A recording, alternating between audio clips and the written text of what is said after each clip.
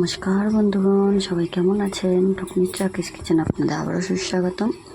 তো আমি আজ বানাবো কালো ছোলার ঘুগনি। তো কালো ছোলার ঘুগনি কিন্তু খেতে ভীষণ সুন্দর লাগে, আর এরকম রুটির তরকারি কিন্তু ভীষণ ভালো লাগে। তো অবশ্যই একবার বাড়িতে ট্রাই করবেন। আর আমার ভিডিও যদি ভালো লাগে তো অবশ্যই লাইক, কমেন্ট, শেয়ার, একটা সাবস্ক্রাইব করে দেবেন। আর ফেসবুক থেকে দেখলে একটা ফলো করে দেবেন প্লিজ। দেখুন, আমি ছোলাটাকে কিন্তু ভিজিয়ে রেখেছিলাম আগের দিন রাত্রিরে। তো সেটাকে আমি সেদ্ধ বসাচ্ছি। তো আমি সেদ্ধ হতে দেবো, 2-3টে মতন সিটি দিলে আমার ওটা হয়ে যাবে। আর এদিকে আমি পেঁয়াজ কুচি, টমেটো কুচি, কাঁচা লঙ্কা, তেজপাতা আর আলু দেবো। তো আলুগুলোকে ঠিক আমি এরকম ছোট ছোট কিউব করে কেটে নিয়েছি। আর দেবো আদা রসুনের পেস্ট। এটা আমার লাগবে, অল্প একটু লাগবে, আমি একটু বেশি করেই করে রাখি। আর আমি এখানে রুটি করে নেবো। তো আটাতে নুন দিয়ে ভালো করে নরম করে আমি মাখিয়ে নেবো। রুটিটাও কিন্তু আমি জালে সেঁকবো না, তো একদম সম্পূর্ণ নরম তুলতুলে এবং সব রুটি ফুলবে এরকম। তো এভাবে আমি পুরো আটাটাকে মাখিয়ে নেবো। মাখিয়ে তারপর একটু ঢাকা দিয়ে রেখে দেবো। তো আমার ছোলা সেদ্ধ হতে হতে আমি এইসব কাজগুলো পুরো কমপ্লিট করে নেবো। আর ছোলাটা সেদ্ধ হলেও একটু রাখতে হবে।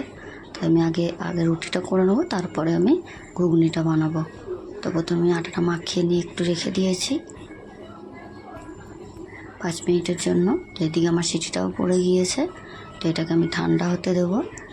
তো আমি এবার রুটিটা আগে করে নিই, তারপরে আমি ঘুগনিটা করব। এই সবসময় তো মটরের ঘুগনি খাই, তো একবার কালো ছোলার ঘুগনি এরকমভাবে বানিয়ে খেয়ে দেখবেন, মটরের ঘুগনির থেকেও বেশি স্বাদ এই ঘুগনি। তো ভীষণ ভালো লাগে খেতে, রুটি পরোটা সবার সাথে ভীষণ সুন্দর হয়। তো আমি রুটিগুলোকে বেলে বেলে করে নিচ্ছি।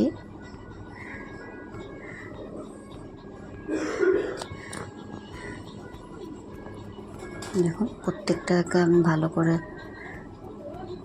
নিচ্ছি,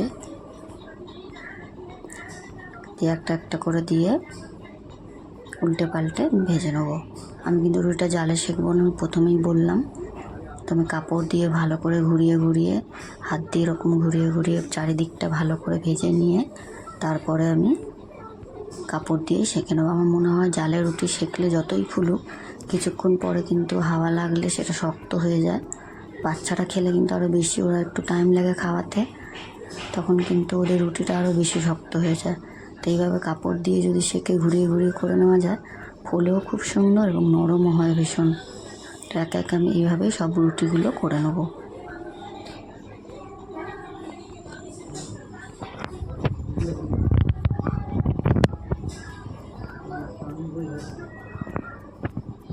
দেখুন, প্রত্যেকটা রুটি কিন্তু আমি এভাবেই কাপড় দিয়ে সেঁকে সেঁকে করে নিচ্ছি। নিয়ে সবগুলো রুটি হয়ে গিয়েছে আমার। তো আমি এটাকে নরম করার জন্য আবার একদম পাতলা কিচেন কাপড় নিয়েছি। নিয়ে আমি রুটিগুলোকে দিয়ে দেবো এর মধ্যে, দিয়ে হটপটের মধ্যে কাপড়টা থাকলে তাহলে ঘামটাও লাগবে না এবং রুটিটাও নরম থাকবে। তো এইভাবেই আমি রুটি রাখি। যারা শুধু রুটি রাখেন হটপটে, তারা কিন্তু এভাবে রাখবেন, দেখবেন রুটি কিন্তু একদম নরম থাকে এবং ঘেমে গিয়েও প্যাচ প্যাচ করে না। তো আমার দেখুন ছোলাগুলো কিন্তু সেদ্ধ হয়ে গিয়েছে, বেশি কিন্তু আমি একদম গলাবো না। তো আমি ঠিক এরকম নরম করে আমি এবার তরকারিটা বসাবো। তো আমি কড়াইতে তেল দিয়ে দিয়েছি। তেল গরম করে নিয়ে আগে আমি আলুগুলোকে ভেজে নিচ্ছি। আমি একটা আলু দিয়েছি এরকম ছোট করে কুচিয়ে, আর আমার হাফ আলু সেদ্ধ ছিল, সেটাও আমি দেবো পরে। তো আমার মনে হলো আলুটা কম, তাই মনে করলাম যখন সেদ্ধ আলু আছেই তখন আমি দিয়ে দেবো পরে, তাই আমি ওটা পরে দেবো। তো আগে আমি কাঁচা আলুগুলোকে ভেজে নিই। তো এর মধ্যে আমি একটু নুন আর হলুদ দিয়ে আলুটাকে আমি ভালো করে ভেজে নেবো। দেখুন, আমি কিন্তু যে বললাম না যে সেদ্ধ আলুগুলো দেবো, তো আমি সেদ্ধ আলুগুলো দিয়ে নিয়েছি। দিয়ে আমি আলুটাকে সবগুলো ভেজে নিয়েছি। এইভাবে আপনারাও করবেন। যদি সময় কম থাকে অবশ্যই আলুটাকে সেদ্ধ করে নিয়ে ভেজে নেবেন, কোনো অসুবিধা হবে না। আলু যে কাঁচাই ভাজতে হবে এমন কোনো কথা নয়, সেদ্ধ করে আপনি দিয়ে নিতে পারেন, তবে একটু ভেজে নিতে হবে। তো আমি এইভাবেই করে নিচ্ছি। দিয়ে ওই তেলের মধ্যে তেজপাতা আর সাদা জিরা ফোড়ন দিয়ে দিচ্ছি। দিয়ে আমি পেঁয়াজগুলো তুলে দিলাম। দিয়ে এবার পেঁয়াজটাকে ভালো করে ব্রাউন হওয়া পর্যন্ত ভাজবো। ব্রাউন হয়ে গেলে তারপরে আমরা নেক্সট স্টেপে যাব। দেখুন ব্রাউন হচ্ছে, এটা ভালো করে ভেজে নিতে হবে, খুব পুড়িয়ে ফেললে হবে না, তাহলে কিন্তু খেতে ভালো লাগবে না। তো এটা আমার ব্রাউন হয়ে গেলে আমি 8 চামচ আদা রসুনের পেস্ট দিয়ে দেবো। খুব বেশি লাগবে না, যেহেতু আমাদের কোয়ান্টিটিটা কম, আর যাদের কোয়ান্টিটি বেশি তারা কিন্তু সব কিছু একটু বেশি করে দিয়ে দেবেন, পরিমাণ মতো সব কিছু দিতে হবে। তো এরপর আমি একটা টমেটো কুচিয়ে রেখেছিলাম, সেটাকেও আমি দিয়ে দিচ্ছি। টমেটো দিলে কিন্তু যে কোনো ঘুগনি, মাংস, এরকম তরকারিতে একটু টমেটো দিলে টেস্টটা কিন্তু ভালো হয়, কালারটাও সুন্দর হয়। তো এবার সব মশলাগুলোকে দিয়ে দেবো একে একে। নুন, হলুদ, জিরে গুঁড়ো, ঝাল লঙ্কা গুঁড়ো। আমি ঝাল লঙ্কা গুঁড়ো কিন্তু অল্প দেবো, আমার মেয়ে খাবে, তাই বেশি দিলেও খেতে পারবে না। আর কাশ্মীরি লঙ্কা গুঁড়ো দেবো 1 চামচ কালারের জন্য। তো অল্প একটু জল দিয়ে ভালো করে মশলাটা সময় ধরে কষবো। দেখুন ভালো করে কিন্তু মশলাটা আমি কষে নিচ্ছি, যতক্ষণ না ভালো করে তেল ছাড়ছে এবং মশলাগুলোও নরম হচ্ছে। মশলাটা কষা হয়ে গেলে আমি আলুগুলো তুলে দিলাম। আলু কিন্তু ভাজার সময় সেদ্ধ হয়ে গেছে, যেগুলো আমি কাঁচা অবস্থায় দিয়েছিলাম, তাই বেশিক্ষণ কিন্তু লাগবে না রান্নাটা করতে। যারা রাত্রে রুটি খান বা রুটির তরকারি সকালে হোক রাত্রে হোক এরকম বানিয়ে নিলে কিন্তু ভীষণ ভালো লাগবে।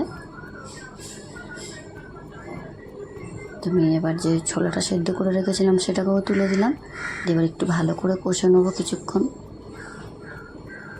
যতক্ষণ না তেল ছাড়ছে ততক্ষণ আমি কষে নেবো। অল্প একটু জল দিয়ে নিচ্ছি, কারণ নিচে লেগে যেতে পারে, পুড়ে গেলে ভালো লাগবে না। তো জল দিয়ে, অল্প একটু জল দিয়ে ভালো করে কষে নেবো যতক্ষণ না এবার এটা তেল ছাড়বে। দেখুন এটা কিন্তু পুরো শুকিয়ে একদম হয়ে গেছে কষা। তো এবার আমি জল দিয়ে দিচ্ছি, অল্প একটু জল দেবো জাস্ট, মানে রুটি খাওয়ার জন্য যতটুকু গায়ে প্রয়োজন ততটুকু, একদম ঝোল তো হবে না, একদম মাখা মাখা। তো এইভাবেই আমি দিয়ে নিচ্ছি। দেখুন